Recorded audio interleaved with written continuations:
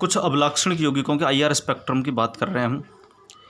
तो उसमें आपने पहले देखा है कार्बोनिल समूह के है। अब कार्बोनिल समूह के जो तनन कंपन है उसकी तरंग संख्या पर विभिन्न समूहों का क्या प्रभाव पड़ता है, इसके बारे में हम पढ़ रहे हैं। तो अगला जो पॉइंट है संयुग्मन का प्रभाव। संयुग्मन का मतलब यहाँ पर अनुनाद से होता है, रेजोनेंस होता है। देखिएगा आप, ये कार्बोनिल समूह है। कार्बोनिल समूह के संयुग्मन में जब द्विबंध आ जाता है तो इसमें आपस में रेजोनेंस होता है। रेजोनेंस किस तरह से होता है, डबल बॉन्ड के दोनों इलेक्ट्रॉन यहाँ आ जाएंगे तो यहाँ डबल बॉन्ड बन जाएगा। इस बंध के दोनों इलेक्ट्रॉन ऑक्सीजन पर आ जाएंगे तो ऑक्सीजन पर आ जाएगा नेगेटिव चार्ज। अब आप देखिएगा कार्बन और ऑक्सीजन के बीच में जो पहले डबल बॉन्ड था वो किस में कन्वर्ट हो गया, सिंगल बॉन्ड में। सिंगल बॉन्ड में कन्वर्ट होने के कारण इसकी जो बंध सामर्थ्य है वो कम हो गई है। और जब बंध सामर्थ्य कम होगी तो बंध कम तरंग संख्या पर कंपित हो जाएगा, अर्थात जो अवशोषण बैंड है वो कम तरंग संख्या की ओर खिसक जाता है। अतः जिन कार्बोनिल यौगिकों में संयुग्मन होगा उनमें द्विबंध के लक्षण कम होने के कारण अवशोषण बैंड कम तरंग संख्या की ओर खिसक जाता है। जितना ज़्यादा संयुग्मन होगा, अनुनाद होगा, अवशोषण बैंड उतना ही अधिक कम तरंग संख्या की ओर खिसक जाएगा। नेक्स्ट देखिएगा आप, अगला पॉइंट है कार्बोनिल समूह से संलग्न हाइड्रोजन बंध का प्रभाव। यदि कार्बोनिल समूह के संयुग्मन में हाइड्रोजन बंध उपस्थित है तो उसका क्या प्रभाव पड़ेगा। अब आप एक उदाहरण देखो, ये एसिटल एसीटोन है या कीटो फॉर्म में है। यदि इसमें इनॉल फॉर्म देखा जाए तो यहाँ पर ये कार्बोनिल समूह, ये OH, और इन दोनों के बीच में जब अट्रैक्शन होगा तो हाइड्रोजन बंध बनेगा। अब आप देखिएगा जब ऑक्सीजन और हाइड्रोजन के बीच में अट्रैक्शन होगा तो ये जो हाइड्रोजन परमाणु है इस ऑक्सीजन को अपनी तरफ खींचेगा। इस ऑक्सीजन को अपनी तरफ खींचेगा तो कार्बन और ऑक्सीजन के जो बीच में डबल बॉन्ड है इसकी बंध दूरी बढ़ जाएगी, ये बंध कमज़ोर हो जाएगा। और बंध जितना ज़्यादा कमज़ोर होगा, जितना दुर्बल होगा, उसको कंपन करने के लिए कम ऊर्जा की आवश्यकता होगी और उसकी अवशोषण बैंड कम तरंग संख्या की ओर खिसक जाती है। अतः हम कह सकते हैं कि जितना ज़्यादा हाइड्रोजन बंद होगा उतना ही अधिक अवशोषण बैंड कम तरंग संख्या की ओर खिसक जाएगी। अगला जो पॉइंट है बलय तनाव। देखिएगा, हम जानते हैं बेयर स्ट्रेन थ्योरी पढ़ी हमने, जितनी ज़्यादा छोटी बलय होगी उसमें उतना ही अधिक तनाव होगा, और जितना ज़्यादा तनाव होगा उस बंध को कंपित करने के लिए उच्च तरंग संख्या की आवश्यकता होगी, ज़्यादा विकिरणों की आवश्यकता होगी। आप उदाहरण से देख सकते हो, यहाँ पर साइक्लोपेंटेनॉन है, इसमें 1750 सेंटीमीटर इनवर्स पर अवशोषण बैंड देता है। ये साइक्लोहेक्सेनॉन है, ये 1715 सेंटीमीटर इनवर्स पर देता है। नेक्स्ट अभी तो हमने कीटोन के बारे में पढ़ा था, कार्बोनिल समूह के बारे में पढ़ा था। नेक्स्ट है एल्डिहाइड। एल्डिहाइड का IR स्पेक्ट्रम। अब देखिएगा, यदि एल्डिहाइड का IR स्पेक्ट्रम देखें तो यहाँ पर 2 बंध मुख्य रूप से है। वैसे तो इसमें 3 है, लेकिन कार्बन और कार्बन के बीच का बंध तो ऑर्गेनिक कंपाउंड में सभी में पाया जाता है, इसलिए इसका अध्ययन हम कम करते हैं। 2 बंध यहाँ पर मुख्य रूप से है, एक तो कार्बन ऑक्सीजन का कार्बोनिल वाला, एक कार्बन और हाइड्रोजन वाला। तो देखो, कार्बन डबल बॉन्ड ऑक्सीजन, अर्थात ये कार्बोनिल वाला जो तनन कंपन है, एलिफेटिक एल्डिहाइड की जो तरंग संख्या है वो 1720 से 1740 सेंटीमीटर इनवर्स पर 1720 से 1740 सेंटीमीटर इनवर्स पर देता है। इसी प्रकार जो CH तनन कंपन है, CH यदि एलिफेटिक फॉर्म में है तो वो 3000 से नीचे नीचे देता है, यदि एरोमेटिक फॉर्म में है तो 3000 सेंटीमीटर इनवर्स से ऊपर देता है। आप यहाँ देखिएगा, एल्डिहाइड में कार्बोनिल से जुड़ा हुआ CH है। इस CH बंध के तनन कंपन के कारण अवशोषण बैंड आती है 2830 से 2695, अर्थात 26.5 या 2700 से 2850 के आसपास ये रेंज आती है, प्राप्त होता है। जबकि देखो, ये एल्डिहाइड के कार्बोनिल से जुड़ा हुआ CH है, इसलिए 2700 से 2800 के बीच में आएगा। लेकिन यदि सिंपल CH होता तो वो 2850 से 2950 के बीच में देता।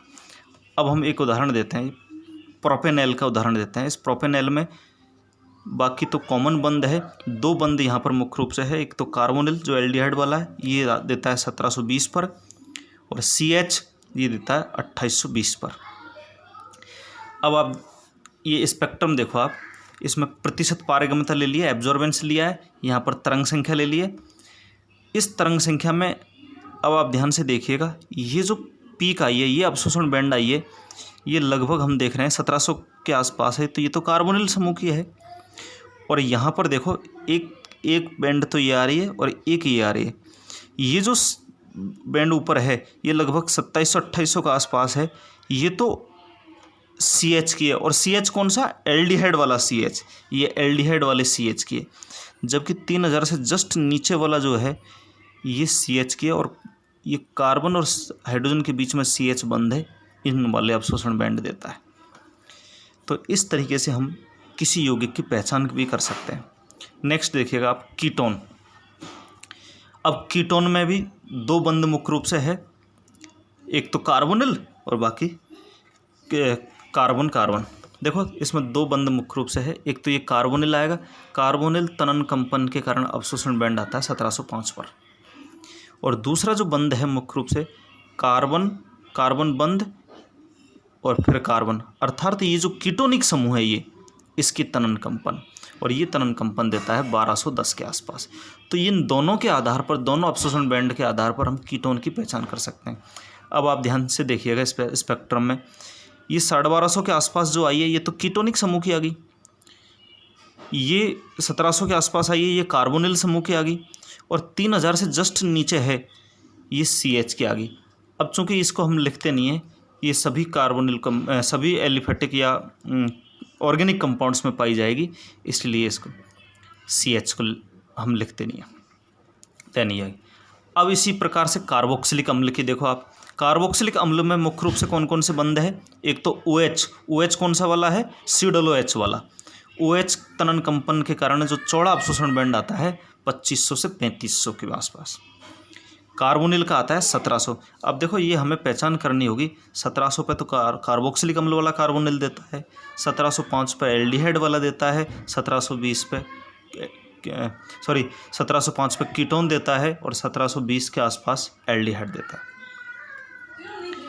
देन CO की आती है 1200 के आसपास। CH जो कि एलिफेटिक है 2850 से 2950 के आसपास आएगी। ये आपको ध्यान रखनी पड़ेगी। तो पीक अवशोषण बैंड कितने पाती हैं ये हम पहले लिख चुके हैं। अब आप इस स्पेक्ट्रम में देखो, 1200 के आसपास तो CO की आ गई, 1700 के आसपास कार्बोनिल की आ गई, और जो 3000 के आसपास आया चौड़ा अवशोषण बैंड 3000 से 2500 के बीच में, ये OH समूह की आ गई। इस तरीके से कार्बोक्सिलिक अम्ल का IR स्पेक्ट्रम है। नेक्स्ट है अमाइड। अमाइड में आप देखिएगा, इस बेंजामाइड का उदाहरण लेते हैं हम। अब इसमें 3 बंद मुख्य रूप से हैं, एक तो NH तनन कंपन के कारण अवशोषण बैंड आती है 3500 से 3300 के बीच में। दूसरा कार्बोनिल, अब कार्बोनिल अमाइड वाला कार्बोनिल, इसकी आती है 1660 के आसपास। और थर्ड है CN आता है 1400 के आसपास।